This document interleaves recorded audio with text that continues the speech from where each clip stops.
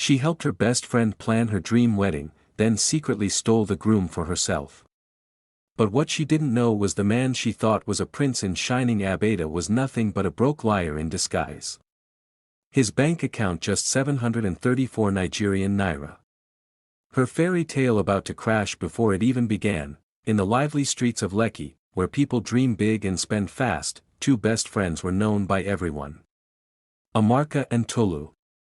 They were like two sides of the same coin, always together, always trending. Amarka was the gentle one, calm, quiet, and full of grace. She worked in a tech company, loved books, and believed in love. Tuloo was bold. She loved fine things, fine clothes, and fine men. They were known as the Golden Girls of Lekki.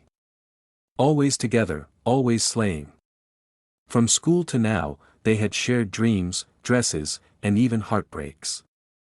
But this time, something bigger was about to shake their friendship forever. Amarka knocked on Tuloo's door, heart racing.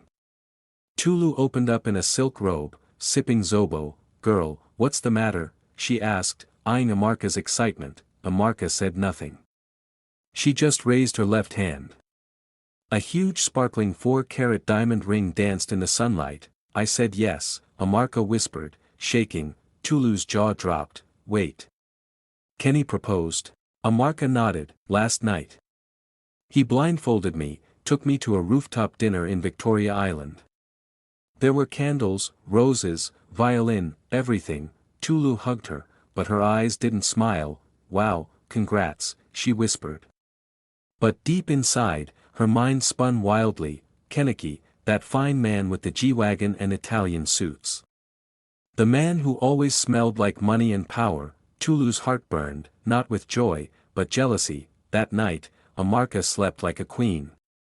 Tuloo stayed awake, scrolling through Kenki's Instagram. Ken Nek was the kind of man women prayed for. Tall, dark-skinned, always fresh. He wore designer shoes, sprayed perfume like power, and drove a black G-Wagon with silver rims that made people stop and stare. To the world, he was a big man. To Tuloo, he was a challenge she was ready to win. She started small. She began dressing extra fine whenever she knew Kenki was around. Shorter skirts, brighter lipstick, louder laughs. If she knew he'd visit Amarka's place, she'd be there by chance, always looking her best, and Kenki noticed. He loved the chase. He stared too long, smiled too wide. One day, Tuloo bent to pick her bag in front of him. Slowly, he looked. She saw. The game began. At first, it was just eye contact. Then came soft accidental touches. One day Amarka went to the kitchen and Kenki's phone buzzed. Tuloo picked it up. "Nice shirt today. Made you look extra fine," Tuloo said to him. She had sent the message boldly without fear. Kenki looked up from his seat. Their eyes met and he didn't stop her. The moment came faster than expected. Amarka traveled to Abuja for a 4-day work conference. She hugged Kenny goodbye, kissed him on the cheek, and left him with one message: "Take care of yourself and don't miss me too much."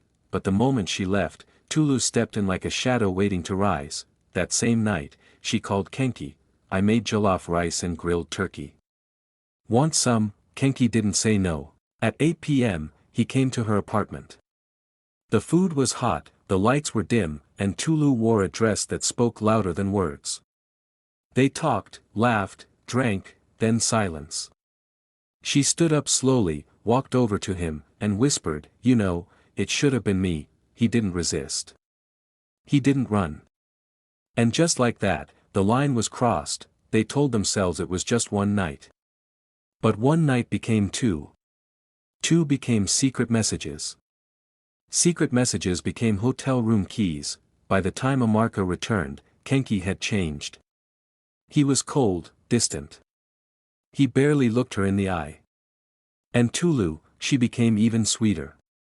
Always checking on Amarka, always giving advice, until one afternoon. Amarka got a call from Kenki. "I don't think we're right for each other anymore." Just like that, the engagement was off. Tuloo sat with Amarka as she cried. She rubbed her back, held her hand, pretended to be a friend. She was happy Amarka was fully out of the picture. 3 months passed. Amarka was quiet, broken. Her dream wedding gone. Her best friend still smiling in her face. But something in her had changed. She no longer cried at night. She no longer begged Kenki to explain. She just watched, and then it happened. One sunny Saturday morning, Amarka opened Instagram to scroll lazily, but stopped cold. Her thumb froze over a post. It was Tuloo in a white gown holding hands with Kenki. Her eyes filled with fake joy, the caption, #LoveOne. #forever my baby #Mrs. Kenny 2025 inch, her heart skipped. She opened the full post and found a pre-wedding photo shoot. Tuloo wearing the exact style Amarka once described. The location the same beach Amarka once planned. It wasn't just a betrayal. It was a public slap. The comment section buzzed, "You guys are perfect together, oh, power couple goals," and there, under the comments, was Tuloo's fake reply to someone, "We've been through a lot but God stood by us." Amarka smiled. It wasn't the smile of a heartbroken woman. It was the calm smile of someone who had seen enough and was ready to let the storm speak for her. Meanwhile, Tuloo was soaking in the attention. Her phone buzzed every second. Brands wanted her as a wedding ambassador. Vendors offered her free wedding cakes in exchange for tags. She walked into stores like a celebrity, flipping her braids and laughing like she owned the world, but what she didn't know was that the world she was building was a house made of paper standing in the rain. The wedding was big. There were chandeliers, imported wines. Tuloo wore a 1 million Nigerian naira lace gown with stones that sparkled under the lights. Kenki wore white agbada with gold embroidery.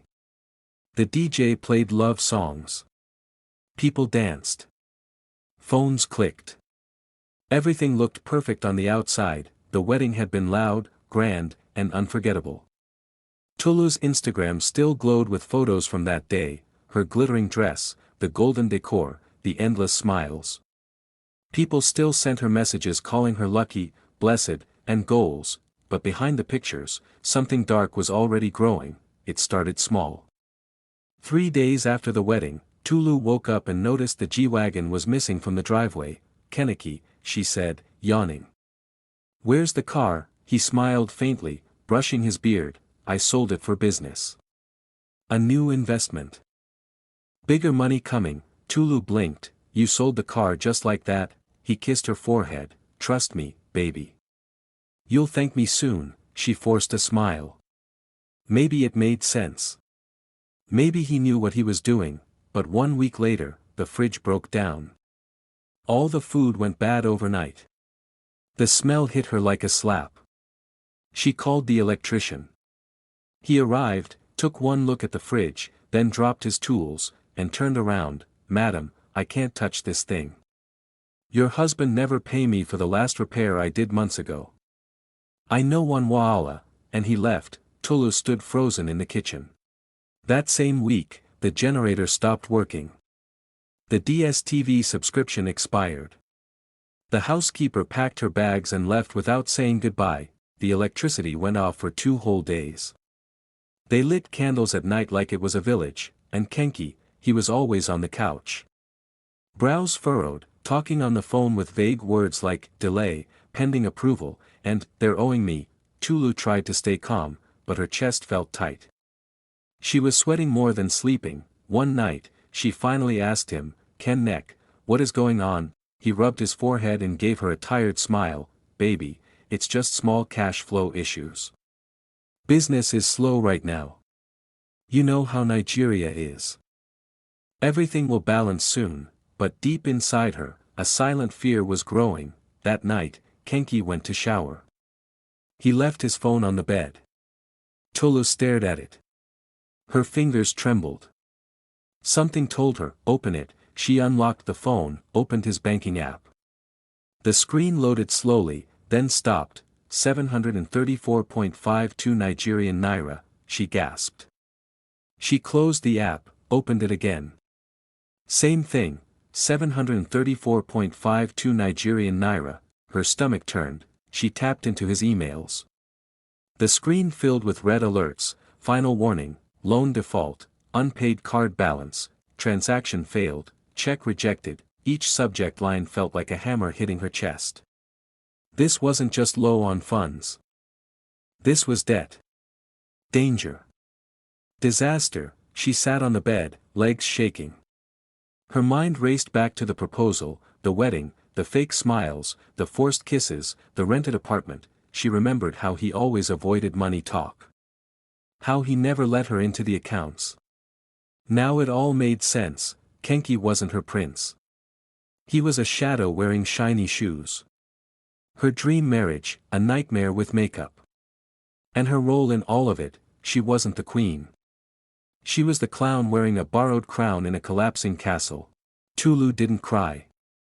Not yet.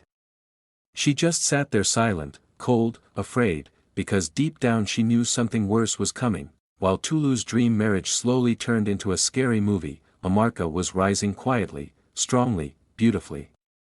She had gotten a promotion at work. Her skin glowed. Her smile returned. And most importantly, she had found peace, but behind that peace was a secret. You see, Amarka didn't just sit back after the betrayal. She had suspected something even before the breakup. There was a night weeks before the wedding when she saw strange messages on Kenek's phone while he was in the bathroom. She didn't say a word. Instead, she hired someone, a private investigator. She paid him quietly and waited. What he brought back was more than she expected. Kenki was not a businessman. Kenki's real name wasn't Kenki. He had used multiple names to run online romance scams. He was a Yahoo boy involved in fake cryptocurrency investments, fake online stores, and even romance frauds targeting foreign women. The G-Wagon belonged to one of his clients, a woman in Canada who sent him money thinking he was coming to marry her. The apartment? He moved in with a rich cousin and claimed it was his and Tuloo's. There were camera footages of her and Kenki sneaking into hotels while Amarka was away. Voice recordings, screenshots, dates, times. Amarka saw it all, but she didn't fight. She didn't argue. She didn't post a rant on Instagram. She just smiled and let the story write itself. On the day of Tuloo's wedding, she even sent flowers, a bouquet of red roses with a simple card, wishing you everything you deserve. 2 months after the wedding, Kenki vanished. No warning, no goodbye. Phone switched off, but Tuloo waited, thinking he needed some time to sort out the mess. 4 months later, Tuloo was now a shadow of her old self, jobless and broke. She had blocked her comment section. She couldn't scroll Instagram without seeing someone else's perfect life. She barely slept, but on this day, something even heavier came. She heard a knock. She opened the door. A man in a black shirt stood there holding a brown envelope. Are you Tuloo Adeo? Yes. The man gave her a long stare. I'm from a private investigation firm. This was commissioned by someone who wanted to know the truth about Keneki Yud.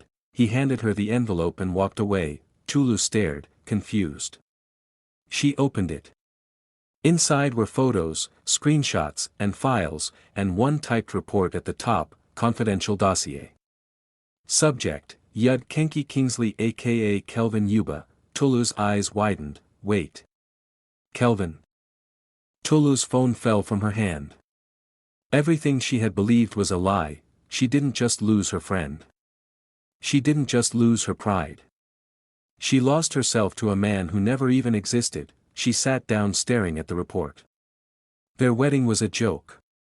He used the pictures to scam 2 foreign women, claiming she had died in a car crash after they married. Tuloo screamed. She flipped through more documents, fake passports, account names, screenshots of romantic chats he had with women overseas. One even showed her wedding photos being used in a sob story about losing a pregnant wife. It hit her. She wasn't a wife. She was a widow to a lie. In panic, she began calling friends. Friends who once cheered her on. Friends who danced at her wedding.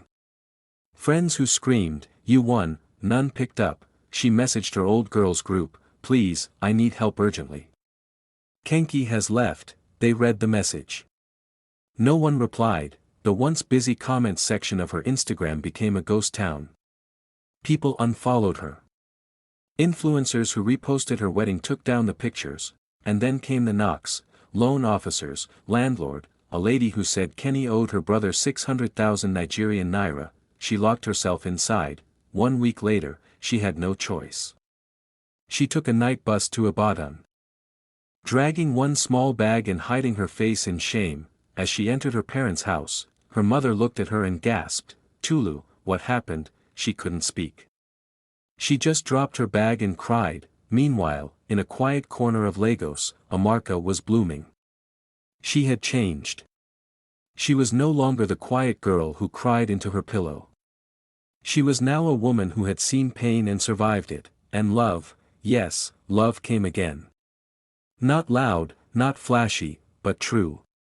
His name was Ikenna, a calm, soft-spoken man who worked in the oil and gas sector. She met him during her Abuja trip, the same trip she had gone on when Kenny first cheated. They became friends, then close, then something more. Ikenna never boasted.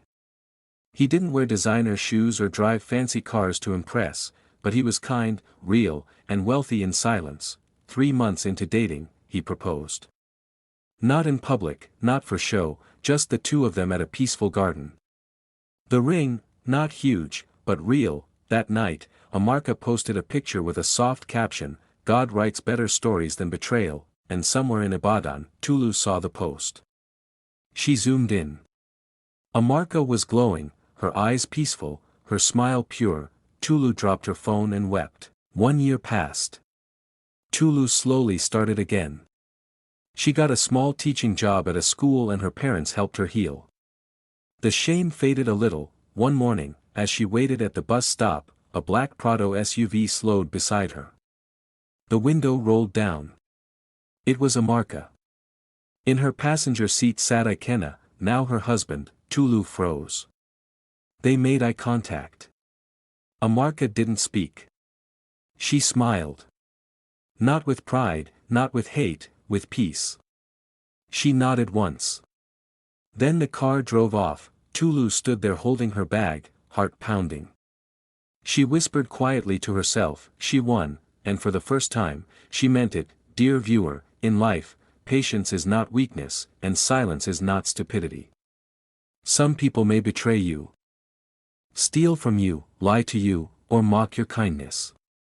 But never forget this truth: character lasts longer than charm. What is built on lies, envy, and shortcuts will always collapse with time. Tuloo thought she had won because she got the man. But a stolen crown doesn't make you queen.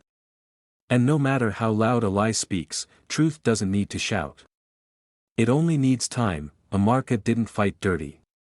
She didn't drag or post or curse. She let life handle it. And life did it well. So, if you're ever betrayed, don't lose your peace trying to explain. Don't lower your values trying to compete. Because the truth is, karma is quiet. It doesn't make noise. But when it moves deeply. Just sit back, breathe, and let God write your story. Because the truth is, God writes better stories than betrayal. Thank you for watching this powerful story here on Tales by Omoh, where we bring real African drama, deep emotions, and unforgettable lessons to life. Did you enjoy this story? Were you shocked by Tuloo's betrayal? And what would you do if your best friend stole your partner? Tell us in the comments. We want to hear your voice. Tap that like button if you felt the emotion. Don't forget to subscribe so you never miss a new tale. Hit the notification bell to get the next story first. Until next time, stay kind, stay wise, and always remember, God writes better stories than betrayal.